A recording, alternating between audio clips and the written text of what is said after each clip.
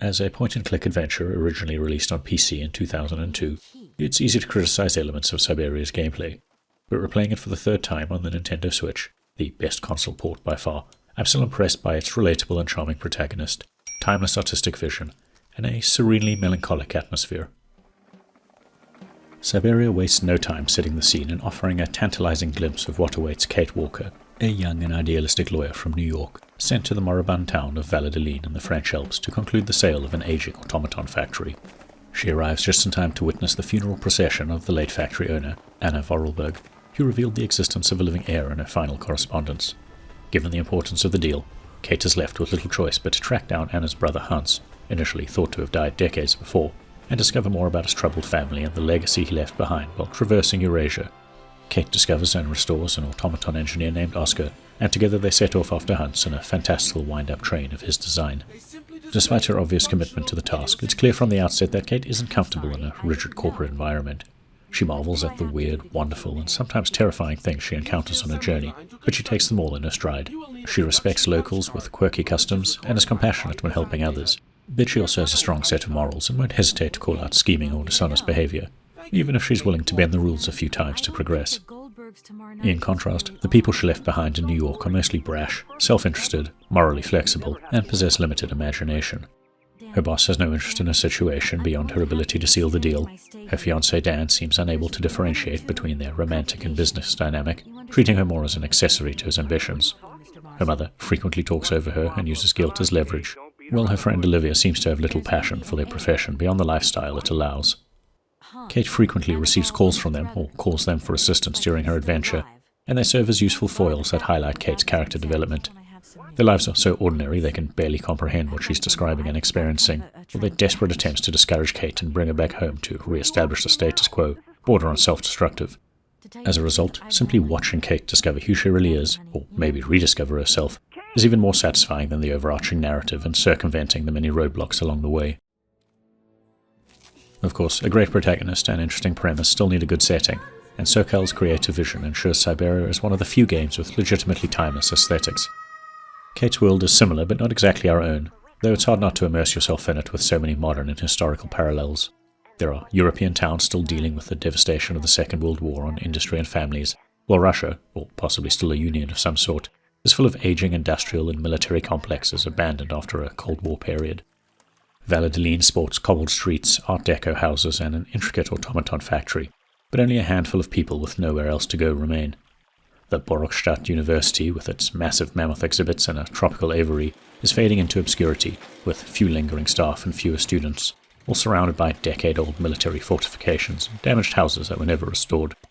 The decrepit Komkolsgrad industrial complex and cosmodrome are inhabited by two solitary caretakers with unfulfilled dreams, while the Arlberg Resort is a refuge for faded stars, situated on the edge of a corrosive salt lake full of rusted shipwrecks that hint at a more prosperous past.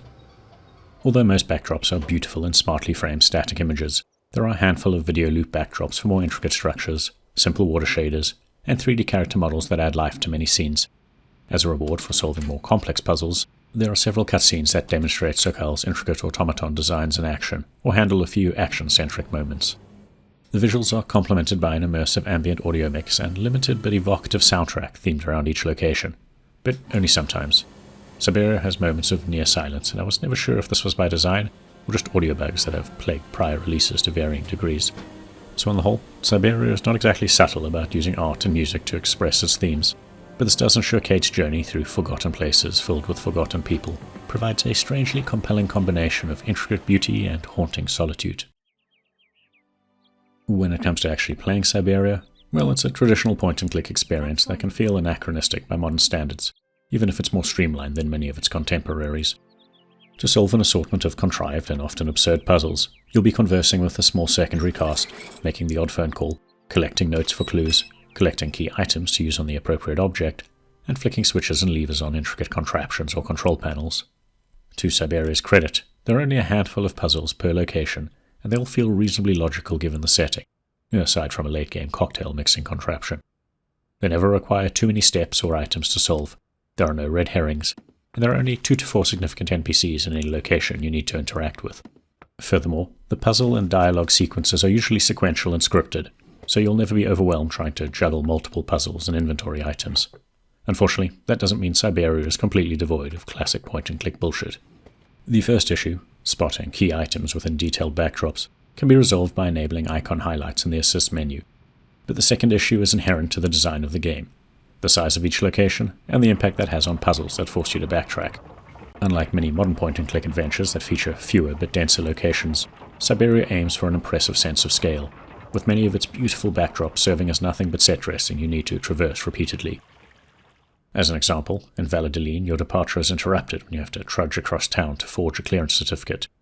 In Barakstadt, discovering the location of a rare plant species requires talking to several NPCs scattered across the university grounds repeatedly. These moments are compounded by Kate's sedate pace, inconsistent screen transition triggers, and fixed camera angles that make it easy to mix up your inputs. Now, it's not as bad as it sounds if you know where you're going, but should you ever get confused with a puzzle, it makes aimless wandering a pain in the arse. So Syberia is not without flaws inherent to the genre, but on balance, I'd still recommend picking it up if you've got any interest in the history of point-and-click games, or if you're willing to forgive a few anachronistic elements for an uplifting narrative that sees Kate grow as a person while journeying through a weird, melancholic but wondrous world. As for what versions to play if you do, PC players who want the classic mouse-driven experience should stick with the GOG or Steam releases, both of which have been updated a few times for modern systems. It's a tougher choice for console players, as I'd only recommend the Nintendo Switch version that sports functional shaders, the ability to switch to the original 4:3 ratio, and even touchscreen play if you want it. At a push, you could play the PlayStation 3 version or the backwards compatible Xbox 360 version, which is the footage you're seeing here as Switch doesn't allow native capture. They're fine, but the backdrop and character models are stretched to fit the widescreen aspect ratio, and the audio is even more buggy. If you've got this far, please consider giving the video a like and maybe subscribing to our channel, as it helps us grow.